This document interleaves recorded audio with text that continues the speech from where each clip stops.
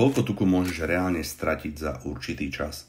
Myslím si, že veľa ľudí je netrpezlivých a chcú sa tuku zbaviť relatívne v krátkej dobe, ale úprimne, či už ide o chudnutie alebo priberanie, obe veci trvajú isté obdobie.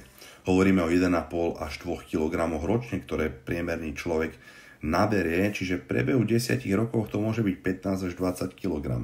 Presne ako v mojom prípade, kde som sa snažil budovať celú hmotu, kde som v tomto období vážim zhruba 120 kg, či tých 60 kg, ktoré som pribral v horizonte 10 rokov, som nevybudoval za 1 ani 2 roky.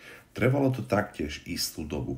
Čiže ak chce schudnúť 0,9 kg čistého telesného tuku za týždeň, hovoríme o deficite 7000 kalórií. To znamená byť denne v mínuse 1000 kalórií a to sa dá dosiahnuť kombináciou samozrejme tréningu, zníženého príjmu v strave alebo kombináciou oboch. Samozrejme, môžeme spomenúť aj spalovače tukov, ale realita je taká, že nemáš príliš veľa možností na špekulácie, pretože väčšina ľudí robí v zásade problém hlavne v tom, že hlavne tieto dva body nemá splnené ani na nejakom horizonte času a preto sa nedá hovoriť ani o výsledkoch. Čiže v tomto prípade tie spalovače budú úplne zbytočne zakomponované do vašeho režimu.